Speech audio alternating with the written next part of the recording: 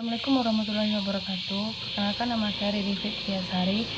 Saya dari kelas bagian 4A. Tujuan saya membuat video ini yaitu untuk mengenai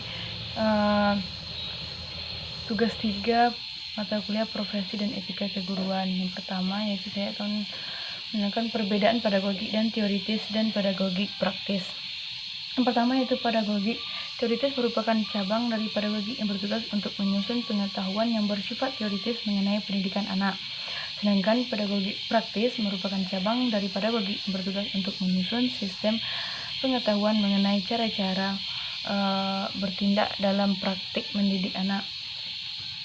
Yang kedua yaitu kompetensi pedagogik untuk guru menurut Permendiknas nomor 17 tahun 2007. Yang pertama, menguasai karakteristik peserta didik dari aspek fisik, moral, kultural, emosional, dan intelektual. Yang kedua yaitu menguasai teori-teori belajar dan prinsip-prinsip pembelajaran yang mendidik. Yang ketiga, mengembangkan kurikulum yang terkait dengan mata pelajaran atau bidang pengembangan yang diampu. Yang keempat yaitu menyelenggarakan pembelajaran yang mendidik. Yang kelima itu memanfaatkan teknologi dan komunikasi untuk kepentingan pembelajaran. Yang keenam yaitu memfasilitasi pengembangan peserta didik untuk mengaktualisasikan berbagai potensi yang dimilikinya. Yang kedelapan yaitu berkomunikasi secara efektif, empatik, santun dengan peserta didik. Ketiga yaitu alasan guru harus memiliki kompetensi pedagogik, karena guru harus mampu mengelola pembelajaran peserta didik yang meliputi pemahaman terhadap peserta didik, perancang dan pelaksanaan pembelajaran, evaluasi hasil belajar, dan pengembangan peserta didik untuk mengaktualisasikan berbagai potensi yang dimilikinya. Selanjutnya yaitu pengertian guru sebagai kulminator. Guru adalah orang yang mengarahkan proses belajar secara bertahap dari awal hingga akhir, disebut dengan kulminasi. Dengan rancangannya, peserta didik akan melewati tahap kulminasi, suatu tahap yang memungkinkan peserta didik bisa mengetahui kemajuan belajarnya sampai mana kemampuan belajarnya itu berkembang. Selanjutnya yaitu kompetensi kepribadian yang harus dimiliki oleh guru. Yang pertama, kompetensi profesional adalah kemampuan seorang guru dalam mengelola proses belajar mengajar. Yang kedua, pedagogik kompetensi. Pedagogik berkaitan erat dengan kemampuan guru dalam memahami proses pembelajaran. Yang ketiga yaitu sosial. Berkompetensi sosial adalah kemampuan guru sebagai mendidik atau pendidik untuk berkomunikasi dan berinteraksi yang baik dengan sekolah maupun warga yang dimana guru itu sendiri berada. Yang keempat yaitu kepribadian dalam menjalankan tugas dan fungsinya. Seorang guru harus menunjukkan sikap dan kepribadian yang baik terhadap peserta didik. Selanjutnya itu cara meningkatkan kompetensi kepribadian seorang guru. Yang pertama, guru berusaha menampilkan diri sendiri sebagai pribadi yang jujur, berakhlak mulia, dan teladan bagi peserta didik dan masyarakat. Yang kedua itu berusaha menampilkan diri sebagai pribadi yang mantap, stabil, dewasa, dan berwibawa. Yang ketiga yaitu menunjukkan etos kerja, bertanggung jawab yang tinggi, dan rasa bangga saya menjadi guru. Yang keempat yaitu menjunjung tinggi kode etik profesi guru. Yang kelima itu bertindak sesuai dengan norma agama, norma hukum, norma sosial, serta norma kebudayaan nasional Indonesia.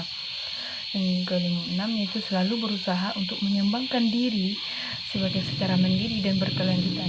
Serta yang ketujuh yaitu sifat pendidik harus yang sebagaimana yang telah disampaikan oleh An-Nawawi. Yang pertama itu sifat-sifat pendidik muslim menurut An-Nawawi. Yang pertama mempunyai watak dan sifat rubaniyah yang terwujud dalam tujuan, tingkah laku, serta pola pikirnya sendiri. Yang kedua yaitu bersifat ikhlas. Yang ketiga bersifat sabar, jujur, senantiasa membekali diri dengan ilmu, mampu menggunakan metode mengajar secara bervariasi sesuai dengan prinsip-prinsip menggunakan metode pendidikan. Selanjutnya itu mampu mengelola kelas dan peserta didik. Selanjutnya mengetahui kondisi psikis peserta didik. Dan selanjutnya itu tanggap terhadap berbagai kondisi dan pengembangan dunia untuk mempengaruhi jiwa peserta didik. Selanjutnya itu guru dapat berlaku adil terhadap peserta didiknya, tidak membedakan peserta didik tersebut. Selanjutnya yaitu kemampuan yang harus dimiliki guru dalam kompetensi sosial. Yang pertama itu berkomunikasi secara lisan, tulisan, maupun isyarat. Yang kedua, menggunakan teknologi komunikasi dan informasi secara fungsional. Yang kedua, yaitu bergaul secara efektif dengan siswa, sesama peserta didik, tenaga kependidikan, orang tua, serta wali peserta didik tersebut. Yang keempat, bergaul secara santun dengan masyarakat sekitar. Selanjutnya yaitu cara seorang guru memiliki kompetensi sosial tersebut. Bagaimana caranya? Yang pertama yaitu empati, motivasi yang kuat, self regulation, identitas diri yang positif, memahami orang lain, percaya diri, asertif, mengadopsi nilai-nilai positif, memahami budaya lingkungan, memperoleh pengakuan dari lingkungan, memberikan kontribusi kepada lingkungannya, dermawan, mengkolaborasikan berbagai pilihan, mempartisipasi dalam kelompok, dan terakhir itu berkomunikasi dengan kelompok dengan baik. Ciri-ciri guru interpersonal communication skill. Yang pertama, smile atau senyum, membawa energi yang aura positif, membawa orang lain nyaman. Kedua, itu apresiasi atau mengapresiasi orang lain dengan berbagai macam cara. Yang ketiga, yaitu perhatian, mengamati dan mencermati kebutuhan orang lain. Yang keempat, itu berkomunikasi yang baik atau menjadikan komunikator yang positif dalam membangkitkan semangat orang lain. Yang kelima, yaitu mediator yang baik, yaitu mediator yang baik berawal dari komunikasi yang positif. Yang keenam, berempati. Cobalah memahami dan berempati terhadap sesama yang memiliki permasalahan atau problematika daripada mengkritik atau meremehkan. Selanjutnya yaitu bekerja dengan baik. Jangan menghindari kata kerjasama, karena kerjasama kunci untuk membangun relasi yang konstruktif dan baik. Selanjutnya itu ciri-ciri guru intrapersonal communication skill. Yang pertama yaitu percaya diri.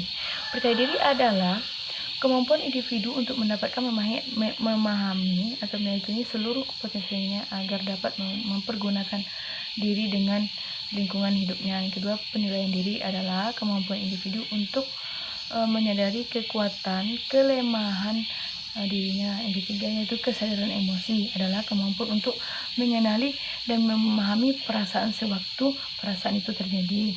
Yang keempat yaitu proaktif, adalah kemampuan individu untuk bertanggung jawab atas kehidupannya sendiri. Jadi kalau guru udah bertanggung jawab untuk diri sendiri, otomatis guru dapat bertanggung jawab untuk peserta didiknya nanti.